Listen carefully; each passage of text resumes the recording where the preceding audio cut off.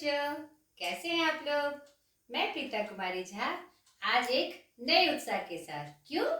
क्योंकि आज मैं स्टार्ट कर रही हूँ बिहार बोर्ड का 11th क्लास का चैप्टर। ठीक है, और आप नए क्लास में आ गए हैं। नहीं, बोर्ड एग्जाम आप पास कर चुके हैं। नहीं, एक नई बात, एक नई ऊर्जा के साथ आपने 11th क्लास में मतलब एंट्री ली होगी। तो अब 10th तक जो थोड़ी हल्के फुल्के अंदाज में आपने पढ़ा, अब 11th में आपको लग रहा होगा कि थोड़े से रिस्पॉन्सिबल आपको होना होगा। नहीं, क्योंकि कुछ नई बात कुछ नए अंदाज में होगी। चाहे वो कोई भी सब्जेक्ट हो बेटा, उसको नए अंदाज में सीखना चाहिए। जैसे जैसे बच्चे बड़े होते हैं तो क्या होता है उसका, वो नई नई चीज़ें सीखते हैं ना। पहले बैठना सीखते हैं, फिर वो धीरे धीरे पकड़ के खड़ा होना सीखते हैं, फिर धीरे धीरे पग बढ़ा के धीरे धीरे चलना सीखते हैं, फिर अच्छे से चलना सीखते हैं, फिर दौड़ना सीखते हैं। उसी तरह बेटा, जब आप माध्यमिक के स्टैंडर्ड में आ जाते हैं तो आप 9th क्लास में कुछ सीखते हैं, कुछ नई बातें। उसके बाद 10 में आके आप थोड़ा रिस्पॉन्सिबल होकर और कुछ नई बात सीखते हैं। नहीं, फिर बोर्ड की तैयारी में आप जुट जाते हैं। वहाँ पर एक अलग सा माहौल आपको मिलता है कि आप कैसे कॉम्पिटिटिव होते हैं, इसका एहसास आपको होता है। और बोर्ड के बाद फिर से जो 11th का स्टेज आता है, जो कि आपके लाइफ का एक महत्वपूर्ण स्टेज है। नहीं, कहते हैं 11th is a rest year, not, but मैं ऐसा नहीं सोचती। 11th वो पीरियड होता है जहाँ पर एक नई शुरुआत हम करते हैं पूरी ऊर्जा के साथ। नहीं, ताकि 12th तक जाते जाते हमारी एक अपनी पहचान होती है। इस बात का खास ख्याल रखना है। और जो भी आपने सब्जेक्ट लिया है उसमें से आपकी अनिवार्य हिंदी है ही, बिहार के बोर्ड के बच्चों की। उर्दू के बच्चे हैं तो उसकी उर्दू है। तो आपको ध्यान से पढ़ना है और हर सब्जेक्ट के साथ आपको न्याय करना है। ठीक है बच्चों, तो आज से इस नए सत्र की शुरुआत हो रही है मेरे द्वारा। ठीक है, 11th की। तो आज इस वीडियो में हम जानेंगे दिगंत भाग 1 क्लास 11 जो कि बिहार बोर्ड का है। आज मैं पहले काव्यखंड स्टार्ट करती हूँ, क्योंकि काव्यखंड ज़्यादा जरूरी है। गद्य भाग आप पढ़ के अपने से भी कुछ कुछ तैयार कर लेते हैं, हिंट की आवश्यकता होती है। तो आज पार्ट 1 में हम जानेंगे विद्यापति के पद। पार्ट 1 क्या है? लेसन 1 हमारा काव्यखंड का पहला क्या है? विद्यापति के पद। विद्यापति जी जो मैथिल कोकिल के नाम से पूरे साहित्य में प्रसिद्ध है। नहीं, यह कहाँ से ली गई है? ये विद्यापति के पद कहाँ से लिए गए हैं? विद्यापति पदावली से संकलित है। ठीक है, और जिसके संपादक कौन है? यानी कि रामवृक्ष बेनीपुरी द्वारा संपादित। उनके संपादक कौन है? विद्यापति पदावली के रामवृक्ष बेनीपुरी जी, जो हमारे बिहार के ही हैं, बेनीपुर से संबंधित हैं। ठीक है बेटा, तो इस वीडियो में मेन फोकस हमारा रहेगा कवि परिचय, विद्यापति जी का परिचय और पद परिचय एवं व्याख्या। इनके 2 पद हमारे काव्यखंड में संकलित हैं। ये बिहार बोर्ड की किताब दिगंत 11, आपको कक्षा 11 आपको समझ में आई रही होगी ये बात। तो हम जो जानेंगे इसके 2 पद हमारे पाठ्य पुस्तक में संकलित हैं। ठीक है, तो एक एक करके हम उसकी चर्चा को जानेंगे। पहले उनका परिचय जान ले। विद्यापति, ठीक है, ये आदिकाल के कवि थे। इनके बारे में सबसे महत्वपूर्ण बात, इन्हें वैष्णव, शैव और शाक्त यानी शक्ति की पूजा जो हम करते हैं, दुर्गा, खासकर दुर्गा और काली के रूप में, उसकी भक्ति के ये सेतु थे, पुल थे। यानी इन्होंने जितना वैष्णव धर्म की भक्ति की, उतना ही शिव की भक्ति की और उतनी ही शक्ति की भी भक्ति की। तीनों रूपों में उन्होंने साहित्य की भी रचना की। और इनका एक सबसे बड़ा गुण है कि ये मतलब गीत के रूप में अपनी रचना को लिखते थे और गाते थे। इनका एक प्रसिद्ध क्या कहते हैं, माता के प्रति समर्पित जय जय भैरवी असुर भयावनी, आपको मिथिलांचल में क्या मतलब कि अगर विद्यापति का नाम आए तो जय जय भैरवी असुर भयावनी, ये गीत अपने आप होठों पे आ जाते हैं। दुर्गा पूजा का, चाहे वह वासंती नवरात्र हो, शारदीय नवरात्र हो, या ऐसे ही शक्ति की पूजा हो, देवी की पूजा हो, तो यह गीत ऑटोमेटिक हमारे मुंह पे आ जाते हैं। ठीक है। नाचारी के रूप में उन्होंने शिव शक्ति का भी, शिव की पूजा का भी बहुत बड़ा एक रूप प्रस्तुत किया है उन्होंने। उनका वे मैथिली और संस्कृत के कवि थे, संगीतकार भी थे, लेखक भी थे, और उस समय राजाओं महाराजाओं का युग था, तो वे दरबारी भी थे और राज पुरोहित भी थे। क्योंकि वे जाति से ब्राह्मण थे, तो उन्होंने राज पुरोहित का भी काम किया।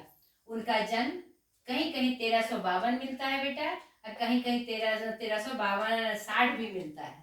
ये सेम मत समझिएगा। 1352 कहीं कहीं 1352 मिलता है और कहीं कहीं आपको 60 भी मिलता है। ये अनुमान है उनका। ठीक है। और उनकी मृत्यु 1448 ईस्वी में बिस्फी में हुई। उनका जन्म बिस्फी ग्राम, जिला मधुबनी, बिहार राज्य में हुआ। ठीक है। उनके पिता का नाम गणपति ठाकुर और माता का नाम हांसिनी देवी था।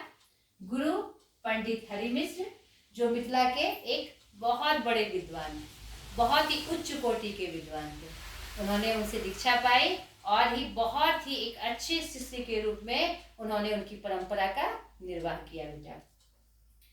उस समय मैंने आपको अभी बताया कि राजाओं का युग था, तो वो राजाओं के आश्रय में रहते थे। तो उनके आश्रयदाता में मिथिला नरेश कीर्ति सिंह, मिथिला के थे वो, और शिव सिंह, और शिव सिंह की जो पत्नी थी रानी लक्ष्मा देवी, उनके आश्रयदाताओं के रूप में आती है। तो ये उनका एक साधारण परिचय था। एक चीज मैं आपको और बता दूं, उनको उपाधियां भी मिली थी। थोड़ा सा मैं यहाँ पर मिटा के एक और महत्वपूर्ण जानकारी मुझे इनके बारे में आपको देनी है, तो वो मैं आपको दे रही हूँ। को 3 महत्वपूर्ण उपाधियां मिली, बहुत बड़ी, ये अपने आप में बहुत बड़ी बात है। अभिनव जयदेव इनकी उपाधियां हैं, ये याद रखिएगा।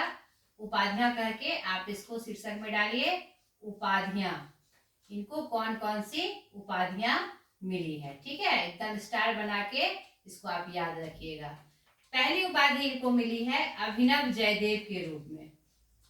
अभिनव जयदेव, यानी जयदेव जो एक बहुत बड़े कवि, लेखक, साहित्यकार हुए, तो इनको अभिनव जयदेव यानी नए जयदेव के रूप में इनको उपाधि मिली, जो किसने दी थी? शिव सिंह सेंगर जी ने। शिव सिंह सेंगर जी ने। ये बहुत बड़े इतिहासकार भी थे, लेखक भी थे, साहित्यकार भी थे। शिव सेंगर का नाम हमने सुना हुआ है। दूसरा इनको उपाधि मिली थी कवि शेखर की। कवि शेखर की, ये बहुत महत्वपूर्ण जानकारी है। कवि शेखर की उपाधि इनको मिली थी, जो किसने दी थी? खुद जयदेव ने दी थी। कवि जयदेव ने खुद उनको ये उपाधि दी थी, किसकी? कवि शेखर की। किसके लिए? इनके क्या कहते हैं, जो प्रमुख रचनाएं थी इनकी, ये पदावली के लिए। ठीक है, विद्यापति की जो पदावली थी उसके लिए ही जयदेव जी ने उन्हें कवि शेखर की उपाधि से नवाजा था। और तीसरा एक प्रसिद्ध उपाधि मैथिल कोकिल। इन्हें मैथिल कोकिल यानी मिथिला का कोकिल यानी मिथिला का कोयल कहा गया, जिसने अपने स्वर्णिम वाणी से, सुंदर सुमधुर वाणी से पूरे मिथिला को प्रभावित किया। ये नाम उनको किसने दिया? अयोध्या सिंह उपाध्याय हरिऔध जी ने। अयोध्या सिंह उपाध्याय हरिऔध जी ने। हरिऔध जी उनका उपनाम था, हरिऔध। ठीक है बेटा, इसको आप प्रमुखता से याद रखिएगा। ये उनकी 3 उपाधियां जो थी, जो कि उनके नाम को चरितार्थ करती थी और उनके लिए एक ये बहुत बड़ी उपलब्धि थी। ठीक है, अब लिख लिया आपने, इसको जरूर स्क्रीनशॉट लेकर अपने नोटबुक में, जहां भी आप अपने सिलेबस को, अपने कंटेंट को पढ़ते हैं, वहाँ ये बात आप नोट करके लिख लीजिएगा बच्चों। अब इनकी प्रमुख रचनाएं, इनकी जो रचनाएं थी वो मैं आपको बता रही हूँ, जो कि बहुत प्रसिद्ध हुई। प्रमुख रचनाओं में इनकी जो प्रमुख रचनाएं थी, इनकी प्रमुख रचनाओं में कीर्ति पताका, पदावली,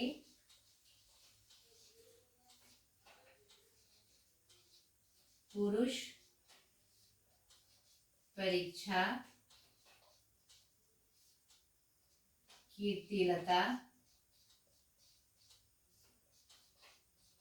कीर्तिलता आदि प्रमुख हैं। राजा कीर्ति सिंह के गुणगान में लिखा था और ये शिव सिंह के। और ये जो पुरुष परीक्षा है, पुरुष परीक्षा में उन्होंने नीतिबद्ध तरीके से कैसे कैसे जो गुण होते हैं पुरुष के, उसको उन्होंने प्रकाशित किया है। ठीक है। आप पदावली में तो आप जान ही रहे हैं, कृष्ण और राधा के श्रृंगार और क्या श्रृंगार का वर्णन है, जिसमें कि श्रृंगार में दो आते हैं, मिलन भी और विरह भी। ठीक है। और एक बात और बता दूं विद्यापति जी के बारे में कि श्रृंगार के बहुत प्रमुख कवि थे। ठीक है। श्रृंगार में दो रस आते हैं हमारे, उन्होंने जितना मिलन का वर्णन किया उससे भी अच्छा उन्होंने विरह का वर्णन किया। ठीक है। श्रृंगार में दोनों अपने आप में प्रमुख है। ठीक है बेटा। तो ये विद्यापति का एक अद्भुत परिचय था, एक अच्छा परिचय था, जिसकी जानकारी मैंने आपको दी। ठीक है। अब हम चलेंगे एक एक करके इनके पद के बारे में।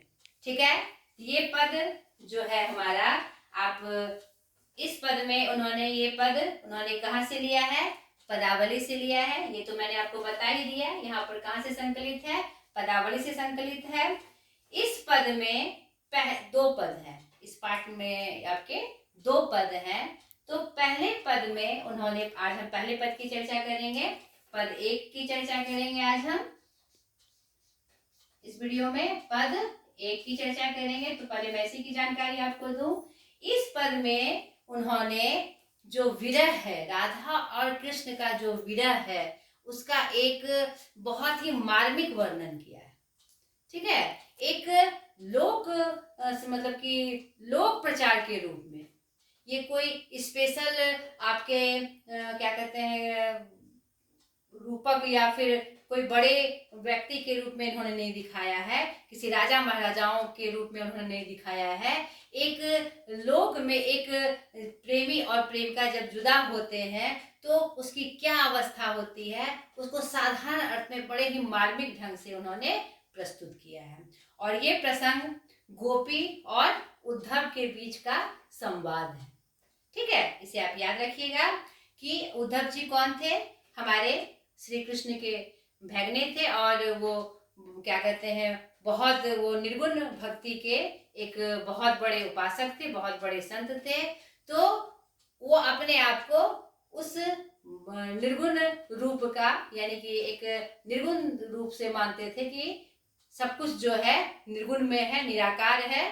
तो उद्धव को एक अच्छी सीख देने के लिए कृष्ण ने गोपियों के पास भेजा था और गोपियों से मिलकर उद्धव जी को एहसास हुआ कि मैं वास्तव में सही नहीं था। और उनके प्रश्न पे जो गोपियों ने उन्हें उत्तर दिया उस प्रसंग में, तो वह निरुत्तर हो गए थे और वह बहुत प्रभावित होते हैं। उस साधारण गोपियों का की जो वाक्पटुता थी, उनका जो प्रेम था, उनकी जो आस्था थी, उनके सामने वह अपने आप को बिल्कुल छोटा पाने लगे। तो यह जो पद है इन्हीं गोपियों और उद्धव जी का संवाद के रूप में है। और गोपियां यहाँ पर राधा रानी जो कृष्ण की प्रेयसी थी उसकी दशा का वर्णन करती हैं, उद्धव जी से राधा रानी की दशा का वर्णन करती हैं। तो पंक्ति के माध्यम से हम देखें। और एक बात और बता दूं बेटा मैं यहाँ पर आपको कि आपको जो प्रश्न आएंगे एग्जाम में जो आपको प्रश्न आएंगे तो आपसे पूरा पूरा पद नहीं पूछा जाएगा। कोई भी जो कविताएं होंगी या पद होंगे या कड़वक या जो भी होगा तो आपको पूरी पंक्तियां नहीं पूछी जाती है। आपको उठा के 2 पंक्ति दे दी जाएगी, 4 पंक्ति दे दी जाएगी, ज्यादा से ज्यादा 6 पंक्ति दे दी जाएगी और आपसे कहा जाएगा इसका भाव बताएं, आशय बताएं, अर्थ बताएं। ठीक है, तो आपको जितनी भी इसमें पंक्तियां दी हुई है वह किस प्रसंग में आई है और किस अर्थ में आई है उसकी जानकारी आपको अच्छे से होनी चाहिए। ठीक है, ये नहीं कि हमने ऊपर ऊपर से इस पद को देख लिया और इस पद में ये प्रसंग है बस हो गया। नहीं, यहाँ पर आपका जो हिंदी है 11th में अनिवार्य विषय के रूप में, अनिवार्य विषय कंपलसरी, नहीं बच्चे ध्यान नहीं देते हैं कि यह आपके लिए कंपलसरी है ताकि आप हिंदी के रूप में, हिंदुस्तान में है तो हिंदी साहित्य को आप इतना तो जान ले कि क्या है और उसकी क्या गरिमा है। तो आपको पंक्ति बद्ध आपको उसका ज्ञान होना चाहिए, सिर्फ सार नहीं पता होनी चाहिए। आपको पंक्ति, हर एक पंक्ति के बारे में, खासकर ये जो पद होते हैं जो कि शुद्ध हिंदी में नहीं होते, ब्रज भाषा में होते हैं, अवधी में होते हैं या अन्य किसी भी लोक भाषा में होते हैं, तो उसकी जानकारी हिंदी में तो हम पढ़ ही लेंगे, हमको जानकारी होनी चाहिए बेटा। ठीक है, आप हर एक पंक्ति पे ध्यान देंगे। पहली पंक्ति मैं 2-2 पंक्ति करके उसका अर्थ बताऊंगी ताकि आपको और भी स्पष्ट हो। ठीक है, वीडियो अगर मैं लिख के करती हूँ तो आपका वीडियो बहुत बड़ा हो जाएगा, इसलिए आप ध्यान से इस पंक्ति को सुनिए और उसका क्या सार है, क्या व्याख्या है, इस पे ध्यान दीजिए। ठीक है, चानन भेल विषम सर रे, भूषण भेल भारी, सपनहु नहीं हरि आयल रे, गोकुल गिरधारी। यहाँ पर गोपियां उद्धव जी से कहती है कि अरे उद्धव, मतलब कि यहाँ पर प्रसंग क्या है कि उद्धव जी आए हैं उनको ज्ञान मार्ग की शिक्षा देने, लेकिन यहाँ पर गोपियों ने प्रेम मार्ग की शिक्षा देते हुए उन्हें निरुत्तर कर दिया है और अपने पक्ष को बताते हुए वह कह रही हैं कि हे, यहाँ पर प्रसंग है कृष्ण दूर हो गए हैं राधा रानी से और गोपी को, उद्धव जी को वह एक, मतलब कि क्या समझ रहे हैं, मैसेंजर समझ रहे हैं। नहीं, तो वो उनको उनके अपनी राधा रानी की दशा और अपनी दशा वो उनको बता के कह रहे हैं कि उद्धव जी आप जाके कृष्ण से इस दशा का वर्णन करिएगा कि उसकी राधा रानी जो कि उनको सबसे ज्यादा प्रिय है उसकी क्या हालत है। उसी क्रम में वो बताते हैं कि राधा जो चंदन का लेप लगाती है, चानन भेल, यानी वो जो चंदन का लेप लगाती है वह भी किसके समान हो गया है, विष के समान हो गया है। चंदन जो शीतलता प्रदान करता है, वह जो उसमें लेप लगाती हैं तो उसे लगता है कि वह जला रहा है उसे, उस विष की अग्नि से, मतलब उसके लिए वह एकदम विष हो गया है, उल्टा हो गया है। वह उसको शीतलता प्रदान नहीं कर रहा है, वह उसको क्या कर रहा है कि कष्ट दे रहा है। ठीक है, भूषण भेल भारी, जिस कृष्ण के लिए राधा रानी, भूषण मतलब गहनों को धारण करती थी, गहने पहनकर उनके लिए वह तैयार होती थी, वह सब क्या हो गया है, उनके लिए भारी हो गया है। वह उनके लिए अच्छा नहीं लग रहा है, उनको जेवर पहनना बिल्कुल भी नहीं भाता, बस ऐसे ही वो धारण करके वो उसके लिए क्या हो गया है, भार बन गया है। सपनहु नहीं हरि आयल रे, गोकुल गिरधारी, सपने में भी कभी कृष्ण राधा को दर्शन नहीं देते और वो गोकुल लौटकर नहीं आए हैं। क्यों नहीं आए हैं, यहाँ पर संकेत है, क्यों नहीं आए हैं, क्या हो गया। जिस राधा रानी से वह इतना प्रेम करते थे, जिनके आगे पीछे मंडराते हुए उनका पूरा समय बीतता था और सबसे ज्यादा जो प्रिय थी, आज ऐसा क्यों, हे उद्धव जी आज ऐसा क्यों। यहाँ पर प्रश्न चिन्ह के रूप में वह उद्धव जी को गोपियां उनकी दशा का वर्णन कर रही हैं। एक, अब आगे की 2 पंक्तियां देखिए, एक सरी ठारी कदम तरे रे, पद हेर थी मुरारी, हरि बिनु देहे दुगंध भेल रे, झामर भेल साड़ी। क्या यहाँ पर कह रही हैं कि अकेली, जहां पर क्या कहते हैं, कदम के नीचे वह कृष्ण के साथ रास करती थी, जो कि बहुत ही प्रिय था। पूरा गोकुल जिसके राग में रगा रहता था, आज वह अकेली कहाँ खड़ी है? उस कदम तर के नीचे, कदम वृक्ष के नीचे अकेले खड़ी होकर इंतजार कर रही हैं कि काश कृष्ण आए। पथ को निहार रही हैं, नहीं, अकेले खड़ी होकर उस पंथ पे कृष्ण की आस को देख रही हैं कि शायद कृष्ण आ जाए और उससे वह बहुत तड़प रही हैं। उस इंतजार की घड़ियां इतनी लंबी हो गई है, वह तड़प कर टकटकी लगाकर वह कदम वृक्ष के नीचे कृष्ण का इंतजार कर रही हैं। और क्या हुआ? पथ हेरथी मुरारी, किसका पथ देख रही हैं? हरि का, कृष्ण का निहार रही हैं कि काश कृष्ण आ जाए, कृष्ण आ जाए, हमारे प्रिय आ जाए। हरि बिनु देहे दुगध भेल रे। क्या हो गया है?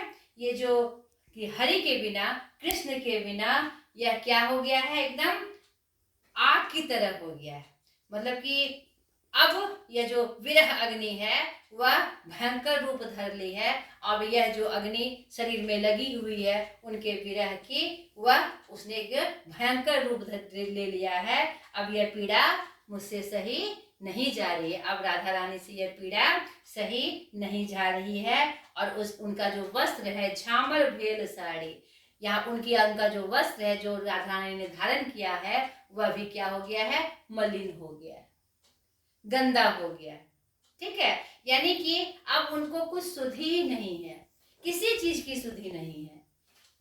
इंतजार में ऐसे वो एकदम व्याकुल हो गई हैं, एकदम उनकी विरह दशा में, एकदम उनकी जो विरह अग्नि है एकदम तेज हो गई है और उनकी साड़ी भी एकदम गंदी हो गई है। उनको कोई फर्क नहीं पड़ता कि मेरी अवस्था क्या है। तन और मन दोनों से वह एकदम टूट चुकी हैं। उनकी हालत बद से बदतर होती जा रही है। आगे की पंक्ति तो देखिए, जाह जाह तोहे उद्धव हे, तोहे मधुपुर जाहे, चंद्र बदनी नहीं जियतु रे, बद लागत काहे।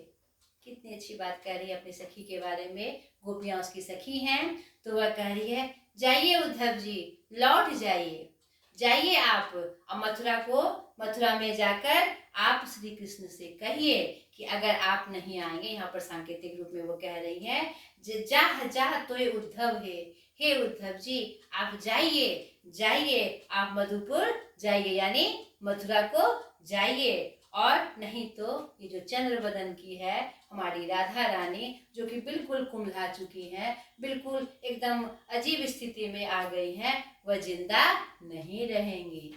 और यहाँ संकेत रूप में कह रहे हैं बद लागत का ही। यहाँ पर दो संकेत है, दो अर्थ में हमारे विद्यापति जी संकेत कर रहे हैं। अगर वह मर गई तो उसका पाप आप अपने माथे पे क्यों लगाइएगा, इसीलिए आप लौट जाइए, उसकी स्थिति बहुत खराब हो गई है। अगर कृष्ण नहीं आएंगे तो वह मर जाएगी, मेरी राधा रानी मर जाएगी, कृष्ण की प्रेयसी राधा रानी मर जाएगी। तो यहाँ पर आपको पाप क्यों लगे, या फिर कृष्ण को भी कह दीजिएगा कि अगर वो मर गई तो इसका पाप उन पे लगेगा, वह यह पाप ना लगाए और लौट आए। दोनों पे संकेत कर रही है गोपियां, नहीं कि आप जल्दी से लौट जाइए, नहीं तो अगर ये मर गई तो इसका मरने का पाप आपको लग जाएगा। और अपने कृष्ण को भी जाके कह दीजिए कि उनकी यह हालत है, यह दशा है, तो उनके मरने का पाप अपने दिल पे वह, शरीर पर वह क्यों लगाना चाह रहे हैं। यहाँ पर देखिए गोपियों का मतलब कितना अच्छा ये प्रसंग है कि अपनी सहेली की जो मानसिक दशा है, मनोदशा, शारीरिक दशा, वह उद्धव से कह रही हैं। उनके प्रेम की जो वेदना है वो एक सखी उद्धव से कह रही है, और ऐसे रूप में कह रही है ताकि कुछ कैसे भी तो कृष्ण समझ जाए कि राधा रानी की क्या हालत है और वो चले आए। यानी उनकी इच्छा क्या है, गोपियों की इच्छा क्या है, चाहे भी कैसे भी हो लेकिन कृष्ण आकर राधा से मिल ले। आजकल बताइए कितना अप्रतिम प्रेम था उनका, नहीं गोपियां अपनी सखी के बारे में उनकी दशा का वर्णन कर रही है। आगे देखिए, अब यहाँ तक की पंक्ति में हमने क्या देखा कि राधा रानी की विरह दशा को देखा, गोपियों की भी व्याकुलता देखी कि किसी तरह कृष्ण के पास ये संदेश पहुंच जाए और वो आ जाए और हमारी राधा रानी फिर से उसी रूप में आ जाए, उसी चंचल रूप में आ जाए जैसे वो पहले रहती थी। ठीक है, तो अब देखिए हमारे विद्यापति जी ने अंतिम की पंक्ति में एक जो यहाँ पर विरह का जो उल्टा रूप है कि मतलब कि यहाँ पर ऑपोजिट के रूप में इसको लिया जाता है कि अचानक से ये पंक्ति डाल देना, जो दो पंक्ति अंतिम में है, अभी मैं जो पढ़ के आपको इसकी व्याख्या करूंगी कि आस जगाना, चाहे कैसी भी परिस्थिति हो तो हमें आशान्वित होना चाहिए। अगर हम किसी में आशा का दीपक जला देते हैं, चाहे वो कितना भी मलिन हो गया हो, कितना भी उसने आस छोड़ दिया हो, और हम अगर उसके अंदर आशा का दीपक जला देते हैं तो फिर परिस्थितियां बदल जाती है और वह फिर से जीने के लिए और कुछ और करने के लिए वह आतुर हो जाता है। यही हमारे विद्यापति जी ने अंतिम की पंक्ति में किया है बच्चों, ध्यान से देखिए। धनई विद्यापति मन दे रे, सुनो गुणमती नारी, आज आओत हरि गोकुल रे, पथ चलो झट झाड़ी। अब सारी स्थिति को विद्यापति जी ने दिखा दिया कि यह दशा है। अब आशामयी बनाकर वह परिस्थितियों को बदलने की कोशिश कर रहे हैं और फिर से आशा जगाकर उन्हें मतलब कि एक नया रूप दिखा रहे हैं दुनिया को कि कैसा भी परिस्थिति आ जाए, कैसी भी परिस्थिति, किसी भी परिस्थिति में हम हो, सामने वाला अगर एकदम गिर भी रहा है तो अगर हम एक छोटा सा आशा का दीप जला दे तो वह फिर से खिल उठता है, फिर से वह जीने के लिए आतुर हो जाता है। वही काम हमारे विद्यापति जी ने किया है। उनकी हालत को देखकर क्या कह रहे हैं पिताजी? विद्यापति कवि कहते हैं, मन से कहते हैं, ऐ गुणमती नारियों सुनो, आज तुम्हारे कृष्ण, तो आप तुम्हारे प्रेमी कृष्ण गोकुल आ रहे हैं। हाँ, मैं सच कहता हूँ, वह गोकुल आ रहे हैं। ऐ प्रिय नारी सुनो, आज कृष्ण आ रहे हैं। चलो चलो जल्दी जल्दी रास्ते को झाड़ते हैं, फूल सजाते हैं, उनके स्वागत के लिए तैयार होते हैं। इस बात को समझे बेटा?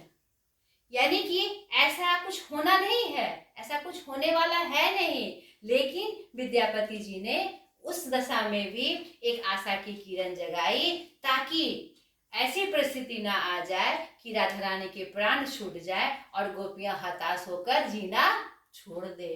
तो फिर से उन्होंने आशा का संचार किया है उनके बीच इस पंक्ति के माध्यम से कि नहीं, अब अरे नहीं, उठो उठो, आज तुम्हारे हरि आ रहे हैं। यानी यहाँ पर एक बहुत बड़ा संकेत है, नहीं कि किसी भी परिस्थिति में आदमी अगर गिरता नजर आ जाए तो आप एक पग बढ़ाइए उसको आसान्वित करने के लिए, तो वह फिर से जी उठेगा।